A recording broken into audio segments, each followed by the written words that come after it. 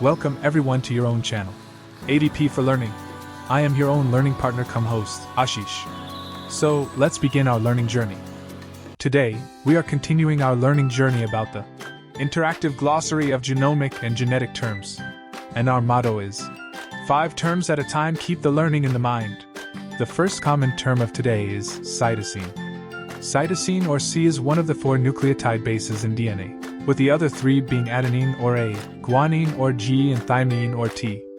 Within a double-stranded DNA molecule, cytosine bases on one strand pair with guanine bases on the opposite strand. The sequence of the 4 nucleotide bases encodes DNA's information. The fact that DNA encodes all of its information in 4 bases, each with its own letter, allows us to write the DNA code by just representing the letters. The second most popular term is data science. Data science involves the study of large, complex data sets that arise from various types of research projects. With respect to genomic studies, such work requires expertise in quantitative scientific disciplines such as bioinformatics, computational biology, and biostatistics. Over the last 2 to 3 decades, the fields of genetics and especially genomics have become incredibly data-rich and data-intensive. In fact, it is nearly impossible to conduct genetics or genomics research today without analyzing very large amounts of data using highly sophisticated computational tools. This is why the phrase data science is commonly used in genetics and genomics research. Data science is a very broad area that involves the use of tools of bioinformatics, computational biology, biostatistics, and other quantitative disciplines to extract knowledge from data. Genetics and genomics are not the only area of science or society that now use the tools of data science routinely. Just think about neuroscience, imaging technologies, astronomy, and electronic medical records, as well as financial information and political polling. In fact, we now live in a very data science-oriented world. The third commonly used term is deletion. A deletion, as related to genomics, is a type of mutation that involves the loss of one or more nucleotides from a segment of DNA. A deletion can involve the loss of any number of nucleotides, from a single nucleotide to an entire piece of a chromosome.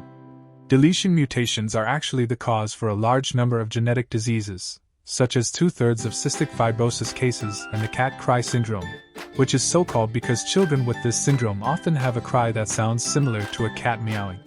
The fourth commonly used term is deoxyribonucleic acid or DNA. Deoxyribonucleic acid, also abbreviated as DNA, is the molecule that carries genetic information for the development and functioning of an organism. DNA is made of 2 linked strands that wind around each other to resemble a twisted ladder, a shape known as a double helix. Each strand has a backbone made of alternating sugar, that is deoxyribose and phosphate groups. Attached to each sugar is one of 4 bases: adenine or A, cytosine or C, guanine or G, or thymine or T. The 2 strands are connected by chemical bonds between the bases. Adenine bonds with thymine, and cytosine bonds with guanine. The sequence of the bases along DNA's backbone encodes biological information, such as the instructions for making a protein or RNA molecule. Is there a more amazing molecule than DNA? It makes each of us who we are. The more scientists understand it, the more we all understand ourselves, one another, and the world around us. For example, did you know that we are all far more alike than we are different? In fact, the DNA from any 2 people is 99.9% identical, with that shared blueprint guiding our development and forming a common thread across the world. The differing 0.1% contains variations that influence our uniqueness, which, when combined with our environmental and social contexts, give us our abilities, our health, our behavior.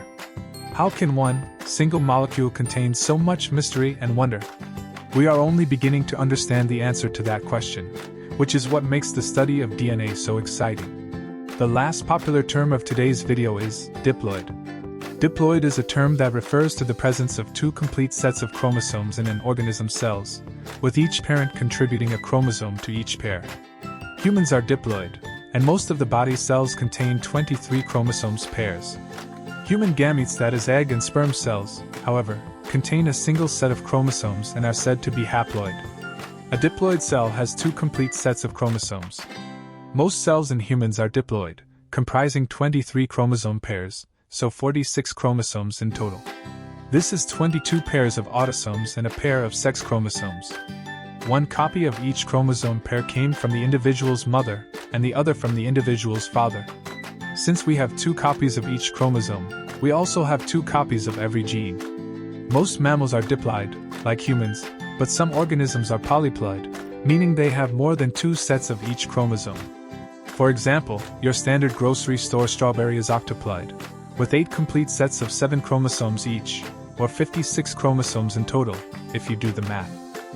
Thank you for joining with me for the amazing journey of learning. In the future, we will again meet with other new, innovative topics. Meanwhile, don't forget to like, share, subscribe, and comment.